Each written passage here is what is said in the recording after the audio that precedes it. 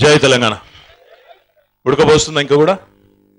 అది తీసేసినాక గౌరవనీయులు సభాధ్యక్షులు పెద్దలు స్థానిక శాసనసభ్యులు రమేష్ అన్న గారు, గౌరవనీయులు పెద్దలు జిల్లా పరిషత్ అధ్యక్షులు సోదరి శ్రీమతి తుల ఉమ్మ గారు, అదే రకంగా గౌరవ మార్క్ఫెడ్ అధ్యక్షులు సోదరులు లోక బాపురెడ్డి గారు, గౌరవనీయులు మన జిల్లా రైతు సమన్వయ సమితి అధ్యక్షులు గడ్డం నర్సయ్య గారు, గౌరవనీయులు డైరీ చైర్మన్ రాజేశ్వరరావు గారు, స్థానిక జెడ్పీటీసీ గారు, ఎంపీపీ గారు, గౌరవ సింగిల్ విండోల అధ్యక్షులు, స్థానిక సర్పంచులు, మండల ప్రజా పరిషత్ ప్రాదేశిక సభ్యులు, మరి జిల్లా అధికారులు, జిల్లా కలెక్టర్ గారు, జిల్లా అధికారులు అందరూ, మీడియా మిత్రులు, ఈ కార్యక్రమానికి పెద్ద ఎత్తున విచ్చేసిన మా కోనరావుపేట రైతన్నలకు, అక్క చెల్లెళ్లకు పేరు పేరున అందరికీ కూడా నమస్కారాలు, హృదయపూర్వకంగా శుభాకాంక్షలు. ఉడకపోస్తుంది అంటేనే వర్షం పడుతుంది కాబట్టి కొద్దిగా చల్లబడుతుంది, రేపెల్లుండన కనీసం చల్లగా ఉంటుంది. అట్లా ఒక రకంగా మంచిదే, ఒక రకంగా చెడగొట్టువా అని నాకు కూడా తెలుసు. కాబట్టి ఎక్కువసేపు ఏం తీసుకోను. ఒక 2-3 విషయాలు. రైతు బంధు అనే ఈ కార్యక్రమం దేశానికి స్వాతంత్రం వచ్చి 71 సంవత్సరాలైంది. ఎందరో మంది ప్రధానమంత్రులు వచ్చిండ్రు, ఎందరో మంది ముఖ్యమంత్రులు వచ్చిండ్రు. గతంలో ఉన్న ఆంధ్రప్రదేశ్ మొత్తం దేశం మొత్తం చూస్తే 29 రాష్ట్రాల్లో 100 మంది నాయకులు పనిచేసిండ్రు. అందరూ కూడా మాటలు చెప్పిండ్రు, మస్తు మాట్లాడినరు. రైతులకు ఇది చేస్తాం, అది చేస్తాం, వ్యవసాయానికి సాయం చేస్తాం, అన్నం పెట్టే రైతన్న అని చెప్పి బ్రహ్మాండమైన ఉపన్యాసాలు, బ్రహ్మాండమైన మాటలు మస్తుగా విన్నాం గతంలో. కానీ స్వాతంత్రం వచ్చినాక 71 ఏళ్లకు ఈరోజు మొట్టమొదటిసారిగా తెలంగాణ రాష్ట్రం ఏర్పడ్డ తర్వాత ఒక రైతు ముఖ్యమంత్రి అయితే, రైతుల కష్టాలు తెలిసిన వ్యక్తి ముఖ్యమంత్రి అయితే ఏ రకమైన పరిపాలన ఉంటుందో ఈరోజు దేశం మొత్తానికి కూడా తెలంగాణ ఆదర్శంగా నిలబడి కేసీఆర్ గారి నాయకత్వంలో ముందుకు పోతున్నదని చెప్పక తప్పదు. ఇంత గొప్ప కార్యక్రమం, ఇంత మంచి ఆలోచన మరి గతంలో పనిచేసిన వారికి ఎవరికి కూడా ఎందుకు రాలేదో కూడా మీరు ఆలోచించాల్సిన అవసరం ఉంది. అద్భుతమైన కార్యక్రమం. కానీ ఈ కార్యక్రమం గురించి మాట్లాడే ముందు ఒక 4 మాటలు ఈ 4 సంవత్సరాల్లో మనం రైతుల కోసం చేసిన ఇతర కార్యక్రమాల గురించి కూడా చెప్పుకోవాల్సిన అవసరం ఉన్నది. చాలా మంది అన్నారు, ఏమొస్తుంది మీకు తెలంగాణ వస్తే అన్నారు. ఏమొచ్చిందో ఒకసారి వ్యవసాయానికి మనం ఆలోచించాలని నేను కోరుతా ఉన్నా. తెలంగాణ ఏర్పడ్డ వెంటనే ఎన్నికలకు పోయే ముందు ఆనాడు ఉద్యమ నాయకుడిగా కేసీఆర్ గారు ఒక మాట అన్నారు. రాష్ట్రంలో ₹1,00,000 వరకు పంట రుణం తీసుకున్న రైతులందరి రుణాలు కూడా మాఫ్ చేస్తానని మాట ఇచ్చిండ్రు. మొత్తం 38 లక్షల మంది రైతులకు 17,000 కోట్ల రూపాయలు ఒకటే దఫాలో చేద్దామంటే కుదరలేదు. కేంద్ర ప్రభుత్వము, రిజర్వ్ బ్యాంక్ ఆఫ్ ఇండియా ఆనాడు మనకు సహకరించలేదు, అడ్డంబడ్డరు. కాకపోతే 4 కిస్తులలో 17,000 కోట్ల రూపాయలు 38 లక్షల మంది రైతు కుటుంబాలకు లాభం చేస్తూ మాఫ్ చేసుకున్నాం. ఆనాడు మీకు యాదుకుండాలి, సరిగ్గా 4 ఏళ్ల కిందట ఇంకా అప్పటికి తెలంగాణ ఏర్పాటు కాలే. జూన్ 2 నాడు తెలంగాణ ఏర్పాటు అయింది. అంటే ఇంకొక 15 రోజులు పోతే 4వ బర్త్డే వస్తుంది తెలంగాణకు. ఆనాడు కిరణ్ కుమార్ రెడ్డి గారు ముఖ్యమంత్రిగా ఉండే ఆంధ్రప్రదేశ్కు ఎన్ని శాపాలు పెట్టిండు. తెలంగాణ వస్తే చీకటైపోతుంది, కరెంటే ఉండదు పో అని చెప్పి పిల్లి శాపాలు పెట్టిండు. పిల్లి శాపాల గుట్లు తెగుతాయా? తెగలే. అందుకే ఏమైంది, ఈరోజు ఏ తెలంగాణలోనైతే ఎండాకాలం వచ్చిందంటే కరెంటు కోసం ప్రజలు అవస్థపడుతుండెనో, ఏ తెలంగాణలోనైతే గతంలో ఎండాకాలం వచ్చిందంటే రైతులు పోయి సెస్ ఆఫీసుల ముందు, సబ్ స్టేషన్ల ముందు ధర్నాలు చేస్తుండెనో. మీ కోనరావుపేటలో యాదుకుండాలి మీ వాళ్ళందరికీ. సెస్ ఆఫీసులో పోయి, సబ్ స్టేషన్లో పోయి వాళ్ళని లోపలేసి తాళం పెట్టిన రోజులు యాదుకున్నాయి. ఆనాడు కుర్చీలు వలగొట్టిన రోజులు యాదుకున్నాయి. ఆ సబ్ స్టేషన్లలో మోటార్లు కాలిపోవుడు, ట్రాన్స్ఫార్మర్లు కాలిపోవుడు, సెస్సోళ్ళు రైతులను చూస్తేనే భయపడు. గట్లాంటి పరిస్థితి ఒకనాడు. మరి ఈరోజు మీరు ఒక్కసారి ఆలోచన చేయాలి. పోనీ పట్టపగలు ఎవరైనా పెద్ద మనిషి ఇంట్లో గంటసేపు పండుకుందామంటే ఎండాకాలంలో ఫ్యాన్ తిరగని పరిస్థితి. ఆనాడు ఇళ్లలో కరెంటు లేదు, వ్యవసాయానికి కరెంటు లేదు, పరిశ్రమలకు కూడా 2 రోజులు, వారానికి 2 రోజులు పవర్ హాలిడేలు. గంత గొప్ప ప్రభుత్వాలు నడిపింది ఇదివరకు. కానీ ఏమొచ్చింది తెలంగాణ అంటే రుణమాఫీ 38 లక్షల కుటుంబాలకు జరిగింది. కరెంటుకు కటకటలాడే తెలంగాణలో ఈరోజు గర్వంగా చెప్తా ఉన్నాం, సంతోషంగా చెప్తా ఉన్నాం. వాళ్ళకని కాదు, రైతులకు 24 గంటల కరెంట్ ఇస్తున్న ఏకైక రాష్ట్రం భారతదేశంలో తెలంగాణ అని చెప్పి ఈరోజు గల్లా ఎగరేసి చెప్పే రోజులు మన ప్రభుత్వం, మన రాష్ట్రం ఏర్పాటు కావడం వల్ల వచ్చింది. దాంతో పాటు ఒక్కసారి మీరు యాడ్ చేసుకోవాలి, ఎట్లాంటి పరిస్థితి ఉండేది ఆనాడు. ఎరువులు, విత్తనాలు మీ అందరికి కూడా ఎరికే. వాటి కోసం ఆనాడు లైన్లో నిలబడి ఆఖరికి ఆకలి అయితే మీకు ఎంతో దూరం కాదు, మీ పక్క మండలం ఇటు పక్కకు ఎల్లారెడ్డిపేట మండలం వెంకటాపురం అనే ఒక గ్రామం ఉంటుంది. అక్కడ ఎమ్మెల్యేగా, సిరిసిల్ల ఎమ్మెల్యేగా ఉన్నప్పుడు 5 ఏళ్ల కిందట మునిగి ఎల్లయ్య అనే ఒక రైతు, వెంకటాపురం ఊరు, ఆ ఊళ్ళే ఎరువుల కోసం పోయి లైన్లో నిలబడి ఎండలల్లా నిలబడి ఆఖరికి చక్కెర వచ్చి అడ్డం పడి అక్కడనే చచ్చిపోయింది లైన్లో. అట్లాంటి పరిస్థితి. ఎరువుల కోసం లైన్లు, విత్తనాల కోసం లైన్లు, ఆఖరికి ఎర్రటి ఎండల ఆకలైతుంటే చెప్పులు లైన్లో పెట్టి నడుచుకుంటా, డాంబర్ రోడ్డు మీద నడుచుకుంటా కాలే కడుపుతో పోయి అక్కడ బువ్వదిని రావాల్సిన పరిస్థితి ఆనాడు ఉండేనా లేదా ఒక్కసారి మీరు విచారించాలి. మరి ఈరోజు తెలంగాణ వచ్చినాక ఎక్కడన్నా కనబడుతున్నదా ఆ పరిస్థితి? చెప్పులు లైన్లో పెడితే మా ప్రెస్ వాళ్ళు ఆనాడు ఫోటోలు తీసేద్దరు, ఇగో చెప్పులు లైన్లో పెట్టి రైతులు తినేతందుకు పోయినరా అని చెప్పి ఫోటోలు వేసిన పరిస్థితి. ఈరోజు ఎక్కడన్నా ఉండదా అది? ఎరువులు టైంకి వస్తున్నాయి, విత్తనాలు టైంకి వస్తున్నాయి, కడుపు నిండా కరెంట్ వస్తున్నది. ముఖ్యమంత్రి కూడా మంచోడు కాబట్టి వానలు కూడా టైంకి వస్తున్నాయి అనే విషయం కూడా నేను మీకు చెప్తా ఉన్నా. మనసు మంచిగుంటే, పరిపాలించడంలో మనసు శుద్ధంగా ఉంటే దేవుడు కూడా సహకారం ఇస్తాడు. కాబట్టి ఈరోజు వానాకాలంలో వర్షాలు బ్రహ్మాండంగా టైంకి వస్తున్నాయి. చెరువులు నిండి బ్రహ్మాండంగా మిషన్ కాకతీయ లాంటి కార్యక్రమం వల్ల రాష్ట్ర వ్యాప్తంగా 46,000 చెరువులు బాగు చేసుకొని ఒక పద్ధతి ప్రకారం, ఒక ప్రణాళిక ప్రకారం ముందుకు పోతా ఉన్నాం. ఇంకొక మాట కూడా మీరు యాడ్ చేసుకోవాలి, మీకు తెలియాలి ఈ మాట. ఒకనాడు తెలంగాణ రాకముందు మన తెలంగాణ రాష్ట్రంలో 67 ఏళ్లలో మన దగ్గర మొత్తం కట్టిన గోదాములు, వ్యవసాయ గోదాములు 4 లక్షల మెట్రిక్ టన్నులకు మాత్రమే కట్టిండ్రు. అంటే ఎప్పుడన్నా ఆరవోసుకోవాలంటే, వడ్లు ఆరవోసుకోవాలన్నా, మక్కలు ఆరవోసుకోవాలన్నా మరి ఎక్కడ వేసుకోవాలి? రోడ్ల మీద, ఎక్కడికక్కడ రోడ్ల మీద ఆరవోసుకునే పరిస్థితి. యాక్సిడెంట్లు అవుడు, వాటికి రాళ్ళడ్డం పెట్టుడు, చీకట్లలో ఎవరైనా పోయి తెలియక బండి గుద్దుడు, కింద పడుడు, తలవలుగుడు, సచ్చుడు, ఒకటి కాదు ఎన్ని జరిగినాయో అట్లాంటివి మీకు తెలుసు. అట్లాంటి తెలంగాణలో 4 లక్షల టన్నుల సామర్థ్యం మాత్రమే గోదాములకుంటే ఈరోజు మన ప్రభుత్వం వచ్చినాక దాన్ని పెంచి 24 లక్షల టన్నులకు చేసిన ఘనత కూడా తెలంగాణ ప్రభుత్వానికి దక్కుతుంది. కరెంటు బాగైంది, విత్తనాలు, ఎరువులు మంచిగా వస్తున్నాయి.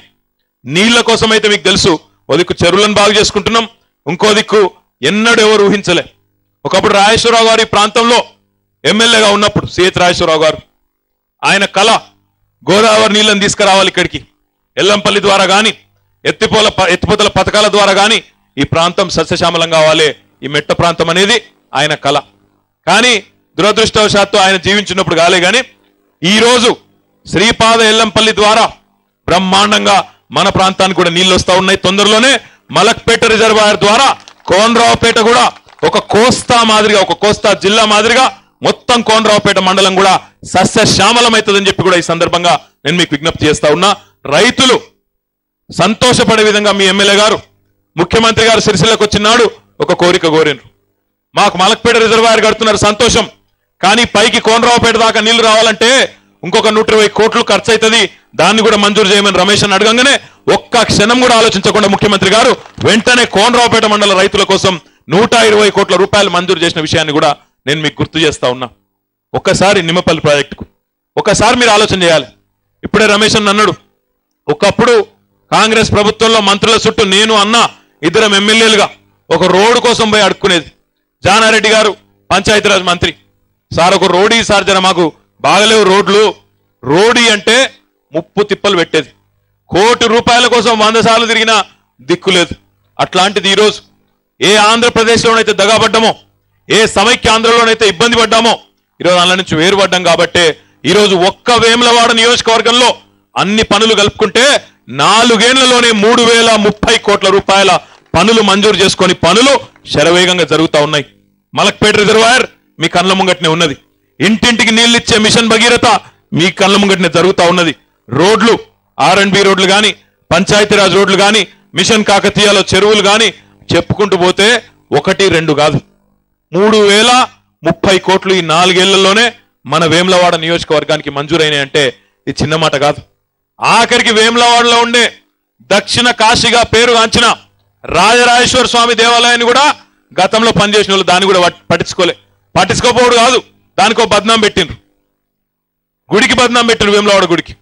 అలా కాలు పెడితే మంత్రి కాలు పెడితే మంత్రి పదవి వీక్తుంది, ముఖ్యమంత్రి కాలు పెడితే ముఖ్యమంత్రి పదవి వీక్తుంది, ఎమ్మెల్యే కాలు పెడితే ఆడు కూడా ఓడిపోతారని చెప్పి వాళ్ళు లేని బదనాం పెట్టిండ్రు. అంటే ఎంత గలీజు వ్యవహారం ఉంటుందో చెప్తున్నాను నేను. దేవుళ్ళలో కూడా వివక్ష ఆఖరికి. తిరుపతి దేవుడు మంచోడట, వేములవాడ దేవుడు మంచోడు కాదు, గట్టు ఉంటుందా నాకు అర్థం కాదు.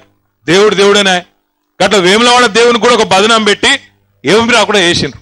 మరి ఈ రోజు మన ప్రభుత్వం వచ్చింది కాబట్టి వేములవాడ గుడిని దక్షిణ కాశీగా పేరుగాంచిన వేములవాడ రాజరాజేశ్వర స్వామి దేవాలయానికి 400 కోట్ల రూపాయలతో అద్భుతంగా ఆ గుడి చెరువు గాని, ఆ గుడి చుట్టూ గాని, పట్టణం గాని రూపురేఖలు మారిపోయి మళ్ళొక 2-3 ఏళ్ళకి ఎవరన్నా బయట వాళ్ళు వస్తే ఇది వేములవాడనా కాదా అని అనుమానం వచ్చేంత గొప్పగా ఆ పట్టణాన్ని తీర్చిదిద్దే బాధ్యత కూడా కేసీఆర్ గారి ప్రభుత్వం అని చెప్పి కూడా నేను మీకు తెలియజేస్తా ఉన్నా. అంటే ఈ రంగం ఆ రంగం అని కాదు, ఆధ్యాత్మిక రంగం నుంచి మొదలు పెడితే అవసరమైన మౌలిక వసతులు అన్ని కూడా సమకూర్చుకుంటూ శరవేగంగా ఈరోజు ముందుకు పోతా ఉన్నాం. ముఖ్యంగా రైతులకు సంబంధించి ఆలోచన చేస్తే మరి ఈరోజు మీరు కోరేది ప్రధానంగా 4-5 అంశాలు. నీళ్లు రావాలి, గోదావరి జలాలు మన ప్రాంతానికి రావాలి. ఇప్పటికీ మనకు ఎల్లంపల్లి ద్వారా కొన్ని వస్తున్నాయి, కొన్ని మండలాలకు అందుతున్నాయి. వేములవాడ నియోజకవర్గంలో ఒకసారి మిడిమానేరు కూడా పూర్తయిపోయింది కాబట్టి మిడిమానేరు నుంచి మలక్పేట నిండిందంటే ఈ నియోజకవర్గం మొత్తంగా శాశ్వతంగా ఆ సమస్య పోతుంది. చెరువులు బాగైతా ఉన్నాయి. నకిలీ విత్తనాలు కూడా మరి రాకుండా రానివ్వకుండా కఠినమైన చట్టాలు తీసుకొని వచ్చినాం. ఎవరైనా నకిలీ విత్తనాల వ్యాపారం చేస్తే వాళ్ళ మీద పీడీ యాక్ట్ పెట్టి లోపలేసి బయటికి రాకుండా రౌడీలు గుండగాళ్ళ మీద పెట్టే యాక్టు, నకిలీ విత్తనాలతో రైతులను మోసం చేసే ప్రయత్నం ఎవరైనా చేస్తే వ్యాపారుల మీద కూడా, నకిలీ విత్తనం వ్యాపారం చేసే వ్యాపారుల మీద కూడా ఆ చట్టాన్ని, కఠినమైన చట్టాన్ని ఉపయోగించి వాటికి కూడా అడ్డుకట్ట వేస్తా ఉన్నాం. దాంతో పాటు ఈ రోజు మీరు గమనించినట్టయితే రైతులు కోరే ఇంకొక 3-4 విషయాల్లో మనకు ఆలోచన చేయాలని చెప్పి ముఖ్యమంత్రి గారు ఒక నిర్ణయం తీసుకోవడం జరిగింది. మీరు ఆలోచన చేయాలి. సామాన్యమైన కార్యక్రమం కాదు ఇది, రైతు బంధు కార్యక్రమం. రైతులు ఈరోజు మనం ఒకవైపు లోన్ వేవర్ ఇచ్చినా, లోన్లు మాఫీ చేసినా, 17,000 కోట్ల వరకు రుణమాఫీ చేసినా ఎప్పటికప్పుడు అప్పుల ఊబిలో కూరుకొని పోతున్న పరిస్థితి, అప్పుల ఊబిలోకి పోతున్న పరిస్థితి, బ్యాంకుల చుట్టూ తిరగాల్సి రావాల్సిన దుస్థితి. అందుకే ముఖ్యమంత్రి గారు ఆలోచన చేసినారు. 4 కిస్తులలో రుణమాఫీ జరగంగానే ఒక్క క్షణం కూడా ఆలోచించలే. కొంతమంది పనికి మాలిన నాయకులు మాట్లాడుతూ ఉన్నారు, ఇది ఎన్నికల కోసం చేసిన కార్యక్రమం అంటున్నారు. నేను గుర్తు చేస్తున్న వాళ్ళకు ఈ కార్యక్రమం ఈ రోజు అనౌన్స్ చేసింది కాదు. పోయిన సంవత్సరం రుణమాఫీ పూర్తి కాగానే 4వ విడత రుణమాఫీ పైసలు రిలీజ్ కాగానే ముఖ్యమంత్రి గారు హైదరాబాద్ లో ప్రగతి భవన్ వేదికగా వేలాది మంది రైతుల సమక్షంలో ఆనాడే ఈ పంటకు పెట్టుబడి పథకం, రైతు బంధు పథకాన్ని సంవత్సరం కింద ప్రకటిస్తే ఎన్నికల కోసం అని చెప్పి చిల్లర మాటలు మాట్లాడుతూ ఉన్నారు కొంతమంది. గంత చిల్లర బుద్ధి కాదు మాది. ఎన్నికల కోసమా? ఏ ఎన్నికల్లో ఈ పథకం ముందు వచ్చిన ఎన్నికలలో మీరు ఏమైనా పొడిచిండ్రా? ఈ ఎన్నికలకు, ఈ పథకం కంటే ముందు కూడా ఎన్నికలు వచ్చినాయి, మస్తుగా వచ్చినాయి. వరంగల్లో ఉప ఎన్నిక వచ్చింది, కరీంనగర్ మన మెదక్లో ఉప ఎన్నిక వచ్చింది, ఖమ్మంలో వచ్చింది, ఏ రైతులు లేని హైదరాబాద్ లో వచ్చింది. ఎక్కడ పోయినా కేసీఆర్ గారి పాలనను మెచ్చి మున్సిపాలిటీ అయినా, గ్రామమైనా, ఎక్కడైనా ఉప ఎన్నికైనా, ఎన్నికైనా అద్భుతంగా ప్రజలు గెలిపించిండ్రు. ఎన్నికల కోసం చిల్లర పనులు చేయాల్సిన అవసరం లేదు. రైతుల ప్రయోజనాలు ఆశించి, రైతుల బాగు కోరి ఈరోజు మీరు అప్పుల ఊబిలో గురకపోకూడదు, అప్పులు చేయకూడదు అన్న ఉద్దేశంతో ఒక మంచి కార్యక్రమం చేస్తే ఇంకొక మాట కూడా ఆలోచించాలి. మరి ఎవరన్నా అంటారు మళ్ళా రేపు మా టీవీ వాళ్ళు చూపెట్టగానే రేపు ఎవడో ఒకడు మాట్లాడతారు మళ్ళా ఏమని, మరి పోయిన సంవత్సరం ప్రకటిస్తే ఇప్పుడు ఎందుకు ఇచ్చినావు పైసలు అంటారు. పోయిన సంవత్సరం ప్రకటించింది వాస్తవం. మరి ప్రకటించిన తర్వాత మన రాష్ట్రంలో భూ రికార్డులు ఎట్లున్నాయి, భూమి పట్టదారు పాస్బుక్లు కానీ, అందులో ఉండే ఇబ్బందులు కానీ ఎన్నున్నాయి? కాంగ్రెస్ ప్రభుత్వంలో 67 ఏళ్ళు పరిపాలన చేసింది కానీ ఎన్నడన్నా రైతులకు మేలు చేసే విధంగా మీ భూ రికార్డులన్నీ మంచిగా చేసి అధికారులను మీ ఊర్లలోకి పంపి ఏమైనా చిన్న చిన్న లోటుపాట్లుంటే వాటిని సవరించే విధంగా ఎప్పుడైనా ప్రయత్నం చేసిండ్రా? ఒక్కసారి మీరు ఆలోచన చేయాలి. ఎప్పుడు మీరు తహసీల్దార్ ఆఫీసుల చుట్టూ తిరుగుడు, విఆర్ఓల చుట్టూ తిరుగుడు, విఆర్ఓల చుట్టూ తిరుగుడు తప్ప మీ చుట్టూ, మీ ఆఫీస్, మీ గ్రామాలకు అధికారులు వచ్చిన రోజులు, రెవెన్యూ అధికారులు ఎప్పుడన్నా ఉన్నాయా? అందుకే రాష్ట్ర వ్యాప్తంగా ఉండే భూ రికార్డులన్నిటినీ ప్రక్షాళన చేస్తూ రాష్ట్ర వ్యాప్తంగా బ్రహ్మాండంగా చిన్న చిన్న పొరపాట్లు ఏమన్నా ఉంటే అన్నింటినీ సవరించి ఇప్పుడు మీకు కొత్త పాస్బుక్లు కూడా ఈ రోజుతో ఇవ్వబోతా ఉన్నాం. ఆ మొత్తం ప్రక్షాళన కోసం కొంత సమయం పట్టింది. ఆ భూ రికార్డులను సరి చేసేందుకు ఎవరి పేరు మీద ఏదుందో ఒక లెక్క సరిగ్గా చూసుకొని, ఎందుకంటే పెట్టుబడి ఇచ్చే ముందు మళ్ళా గడబడి కావద్దు. అందుకే ఆ ఉద్దేశంతోనే ఈ రోజు బ్రహ్మాండంగా మనం మొత్తం భూ రికార్డులను కూడా మంచిగా చేసి ఈ రోజు ఈ పంపిణీ కార్యక్రమాన్ని పెట్టినాం.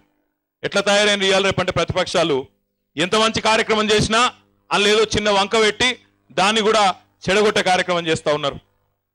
మనం రంజాన్కు క్రిస్మస్కు పేద ముస్లింలకు పేద క్రిస్టియన్లకు బట్టలు ఇచ్చే కార్యక్రమం ఒక మంచి కార్యక్రమాన్ని మొదలుపెట్టినాం. ఎందుకంటే పండుగ పూట ఎవరైనా కొత్త బట్టలు కావాలని కోరుకుంటారు. ముస్లింలకు క్రిస్టియన్లకు ఇస్తే ఒకళ్ళు మాట్లాడతారు, అంటే ముస్లింలు క్రిస్టియన్లకు ఇస్తారా హిందువులకు ఇయ్యరా అన్నారు. ఇదేం బాధరావే అని చెప్పి పేదవాళ్ళు హిందువులలో కూడా ఉంటారు కదా అని చెప్పి బతుకమ్మకు కూడా మా ఆడబిడ్డలకు చీర పెట్టాలని చెప్పి ముఖ్యమంత్రి గారు ఒక నిర్ణయం తీసుకున్నారు. గంత మంచి నిర్ణయం. ఇప్పుడు ఆడబిడ్డకు ఒక చీర పెట్టే నిర్ణయం తీసుకుంటే ఏం చేసిండ్రు బతుకమ్మ అప్పుడు కాంగ్రెస్ నాయకులు? ఆ చీరలు కొని గుంజుకపోయి ఆడోళ్ళ చేలకెళ్ళి చీరలు కొని గుంజుకపోయి వాటిని గాలబెట్టిండ్రు. నిన్న మొన్న నా మిత్రుడు ఒకడు మెసేజ్ పంపిండు, బతుకమ్మ అప్పుడంటే మన ఆడబిడ్డల శైలిలోకి వెళ్ళి చీరలు గుంజుకపోయి ఆయన కాల్చిండ్రు, మన రైతుల దగ్గరికి వెళ్ళి కూడా చెక్కులు గుంజుకొని కాలుస్తారేమో జర చూసుకొని తమ్మి అని చెప్పి. మీరు ఊకోరు నాకు ఎరికే, ఒకవేళ రైతుల దగ్గరికి వెళ్ళి చెక్కులు గుంజుకుంటే ఊకుంటారా? ఈ బలగొడతారు. కాబట్టి వాళ్ళు ప్రతి దానిలో ఏదో ఒకటి చేయబోతారు. పని లేని వాళ్ళు కొంతమంది వాళ్ళు అమ్మ పెట్టది అడక తిననీయదు అన్నట్టు వాళ్ళు చేయరు. మీరు 50 ఏళ్ళ అధికారం ఇస్తే మంచి ఆలోచనలు రాలే అని చేసినని గబ్బు పనులు. ఇలా మంచి పని ఎవరైనా చేయబోతే ఈ రకంగా చెడగొట్టే కార్యక్రమాలు, చెడగొట్టే మాటలు, గలీజ్ పనులు చేస్తూ ఇబ్బంది పెడతా ఉన్నారు. అందుకే మిమ్మల్ని కోరేది ఒకటే, ఇంత మంచి కార్యక్రమం పోయిన సంవత్సరం ప్రకటించి రికార్డులను బాగు చేసి 8,000 రూపాయలు ఒక ఎకరానికి మనం ఇచ్చే ప్రయత్నం చేస్తూ ఉంటే దాని మీద కూడా ఎటకారపు మాటలు మాట్లాడుతూ ఉన్నారు. మీరు ఆలోచించాలని కోరుతా ఉన్నా. ఆనాడు అప్పుడున్న కాంగ్రెస్ ప్రభుత్వానికి ఈ ఆలోచన ఎందుకు రాలేదో మీరు ఒక్కసారి, ఇంత మంచి ఆలోచన మీరు ఆలోచన చేయండి. రాజ్నాథ్ సింగ్ గారు అని కేంద్రంలో హోంశాఖ మంత్రి గారు ఉంటారు, ప్రధానమంత్రి నరేంద్ర మోడీ గారితో కలిసి పనిచేస్తాడు. ముఖ్యమంత్రి గారు ఢిల్లీకి పోయినప్పుడు ఆయనకు చెప్పిండు, ఇగో ఈ రైతు బంధు అనే ఒక కార్యక్రమం తీసుకుంటున్నాం, రాష్ట్రంలో ఉండే 58 లక్షల కుటుంబాలకు మరి ఈ రకంగా డబ్బులు ఇవ్వబోతున్నాం. అంటే ఆ సార్ అడిగిండు రాజ్నాథ్ సింగ్ గారు, మరి మళ్ళీ వాళ్ళు వాపస్ ఎట్లా కట్టాలి అన్నాడు.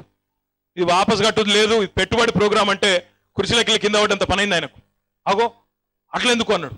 అట్లెందుకు అంటే ఈ 67-70 ఏళ్లలో ఏ ప్రభుత్వము, ఏ ముఖ్యమంత్రి ఇంత ఉదారంగా ఇంత గొప్పగా రైతుల కోసం ఆలోచించలేదు కాబట్టే మీకు ఆలోచనలు రాలేదు.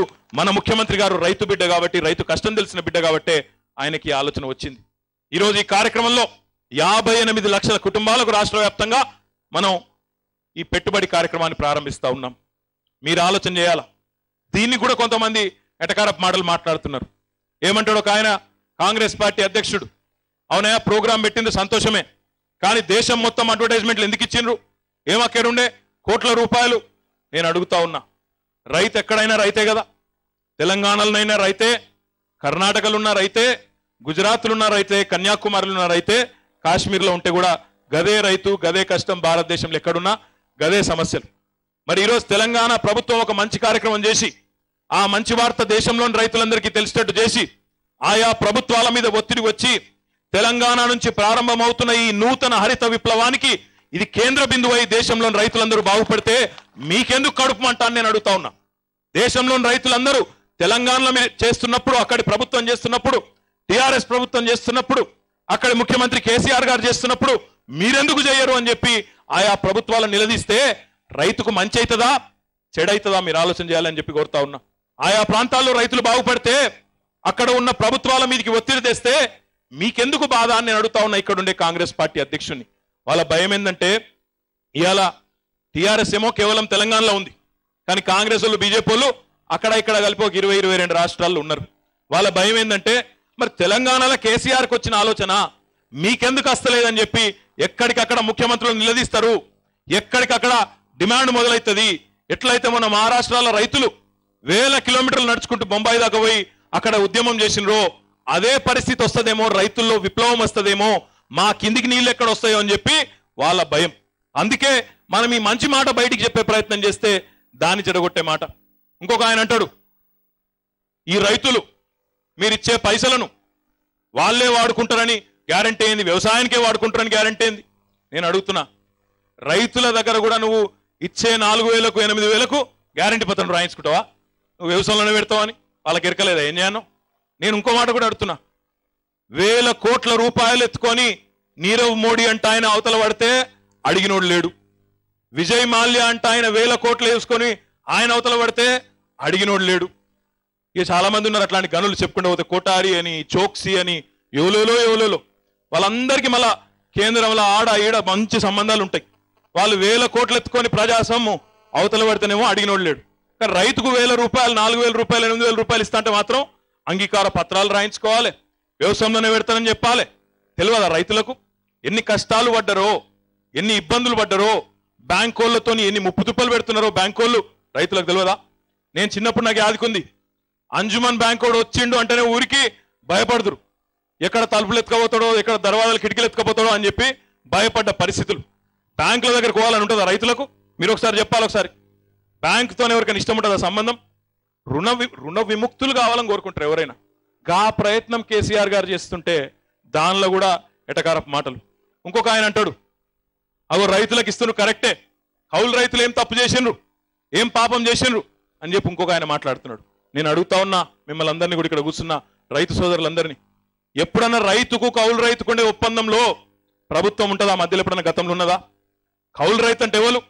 ఆయనకు పక్కకు 2 ఎకరాలో ఎకరమో ఎంతో కొంత ఆయనకు పొలం ఉంటుంది, యువతల పక్కకు మనది ఉంటే, మనకు చేసే ఆసక్తి లేకపోతే మనతో ఒక ఒప్పందం కుదుర్చుకొని, ఇగో నీ దానిలో నేనే వ్యవసాయం చేస్తా, పెట్టుబడి నువ్వు గింత ఇవి వచ్చిన దానిలో మన ఇద్దరం గింత తీసుకుందామని చెప్పి ఒక ఇద్దరి మధ్యన ఒక అంగీకారం కుదుర్చుకొని మీరు చేస్తారు. ఇంకొక మాట కూడా తెలుసు, ఈ అడిగేటోళ్ళకు కూడా ఎరికే, కౌలు రైతుల విషయంలో తెలంగాణలో కౌలు రైతు చట్టం ఉంది. అంటే వీళ్ళు తెలుసు, వీళ్ళకు కౌలు రైతుకు మనం పైసలు ఇస్తే రైతుకు ఆయనకు పంచాయతీ అవుతుందని తెలుసు. భూ యజమానికి కౌలు రైతుకు పంచాయతీ మోపవుతుంది తెల్లారి నుంచే.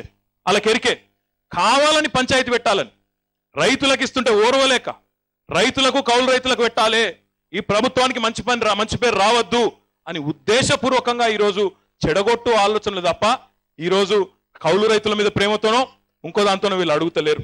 ఇంకొక మాట కూడా నేను మీకు చెప్పాలి ఈ సందర్భంగా, కౌలు రైతులే కాదు, రాష్ట్రంలో ఉండే ప్రతి ఒక్కరిని ఆదుకోవాలన్న ఆలోచన ప్రభుత్వానికి ఉంది. కొంతమంది అంటా ఉన్నారు, ముఖ్యంగా మన కోనరావుపేట, ఎల్లారెడ్డిపేట, ఈ జిల్లా సిరిసిల్ల జిల్లాలో మనకు చాలా మంది మన గ్రామాల్లో ఉండే వాళ్ళు గల్ఫ్లో ఉన్నారు. మరి మా సంగతి ఏంది? మరి ఎవరి పేరు మీద అయితే భూమి ఉందో వాళ్ళకే ఇస్తారట, మా సంగతి ఏందని అంటా ఉన్నారు. నేను మీ అందరికి కూడా నేను విజ్ఞప్తి చేస్తా ఉన్నా, గల్ఫ్లో ఉండే సోదరులు ఎవరైతున్నారో మీ పేరు మీద వ్యవసాయ భూములు ఉంటే ఈ 17 తారీఖు నాడు రైతు బంధు కార్యక్రమం అయిపోయిన తర్వాత వాళ్ళందరికీ కూడా ఒక ప్రత్యేకమైన స్పెషల్ డ్రైవ్ పెట్టి మన జిల్లా కలెక్టర్ గారి ఆధ్వర్యంలో మీ అందరికి కూడా మీ కుటుంబ సభ్యులకే ఇవ్వడం జరుగుతుంది. మీరు అక్కడి నుంచి ఇక్కడ దాకా రావాల్సిన అవసరం లేదు. ఎందుకంటే ఆడికెళ్ళి ఇక్కడికి వచ్చేందుకే విమాన ఖర్చులే 15-20 వేల రూపాయలు అవుతాయి. కాబట్టి 15-20 వేల రూపాయలు ఖర్చు పెట్టుకొని వచ్చి మీరు ఇక్కడ ఇచ్చే 4,000, 10,000 వీటికి తీసుకునే పరిస్థితి ఉండదు. కాబట్టి ఈ 17 తారీఖు కార్యక్రమం అయిపోయాక మనం నాయకులందరూ గ్రామాల్లో కూడా చెప్పాలి, గల్ఫ్లో ఉన్న వాళ్ళు ఉంటే వాళ్ళ కుటుంబ సభ్యులకు తప్పకుండా ఒక స్పెషల్ డ్రైవ్ పెట్టి వాళ్ళకు కూడా రైతు బంధు సహాయాన్ని చేయడం జరుగుతుంది.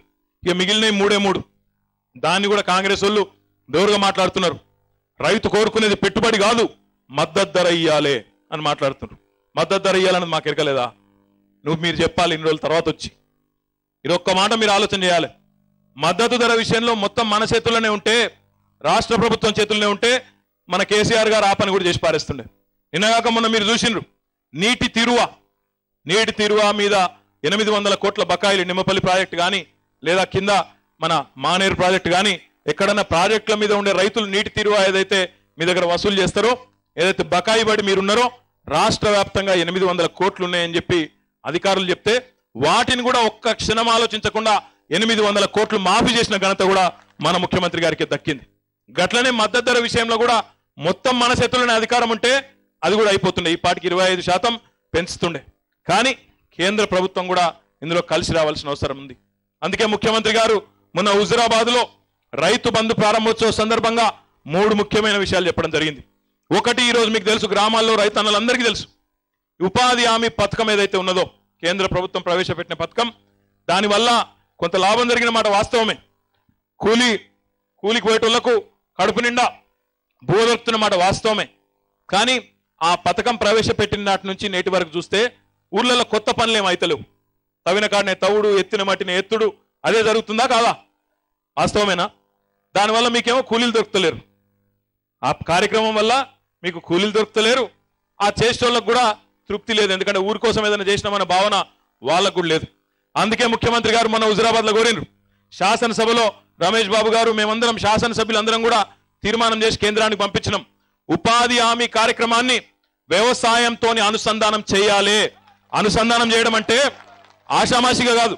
సగం పైసలు రైతిచ్చి సగం పైసలు ప్రభుత్వం ఇచ్చినట్టయితే కూలీకి కూలి దొరుకుతుంది, రైతుకు లాభం అవుతుంది, రైతు కూలీ కూడా పెరిగే ఆస్కారం ఉంటుంది. కాబట్టి ఈ రెండింటిని కలపాలి అని చెప్పి కేంద్ర ప్రభుత్వానికి మనం నివేదించడం జరిగింది. రెండవది మద్దతు ధర విషయంలో ముఖ్యమంత్రి గారు హుజూరాబాద్ వేదికగానే చెప్పినారు. 25% మద్దతు ధరను వరికి గాని, మొక్కజొన్నకు గాని, పత్తికి గాని వెంటనే పెంచాల్సిన అవసరం ఉంది. ఈ విషయంలో కేంద్రం నిర్ణయం తీసుకోవాలని చెప్పి కూడా హుజూరాబాద్ వేదికగా ముఖ్యమంత్రి గారు ఒక ప్రకటన కూడా చేయడం జరిగింది. దీంతో పాటు పంట బీమా కూడా చాలా లోపభూయిష్టంగా ఉన్నది. ఇలా మీరు ఒకటి ఆలోచన చేయాలి. పంట బీమా పథకం అంటే ఏంది? మీరు బ్యాంకు దగ్గర లోన్ తీసుకున్నప్పుడు కొన్ని పైసలు కట్ చేసుకొని ఇక బీమా కడుతున్నా అని చెప్తాడు చెప్పేటప్పుడు. ఇప్పుడు మనం మనుషులను కూడా బీమా చేసుకుంటాం, జీవిత బీమా. ఆ ఎల్ఐసి వాళ్ళు తిరుగుతూ ఉంటారు కదా మన చుట్టూ. ఆ ఎల్ఐసి వాళ్ళు ఏం చెప్తారు బీమా ఇచ్చేటప్పుడు? ఇగో నీ కాలు పోతే గింత, 2 కాలు పోతే గింత వస్తుంది, నువ్వు మనిషివే పుట్టుకున్న పోతే ఇగో నీ కుటుంబానికి ఇన్ని పైసలు వస్తాయని చెప్తారు. మన పంట బీమా కూడా గట్లే ఉండాలన్నా ఇంకో రాగా ఉండాలన్నా? పంట పోతే పెట్టుబడి ఎంత పెట్టినావు నీకు ఎంత రావాలి గాలెక్కకు ఉండాలి. కానీ మనం మొత్తం మీకు ఊర్లో ఎన్ని పోయినాయి పంటలు, మండలంలో ఎన్ని పోయినాయి, క్రాప్ కటింగ్ ఎక్స్పెరిమెంట్లు చేయాలి, ప్రయోగాలు చేయాలి. ఇవన్నీ చూసినాక అప్పుడు చెప్తాం మీకు ఎంత వస్తుందో.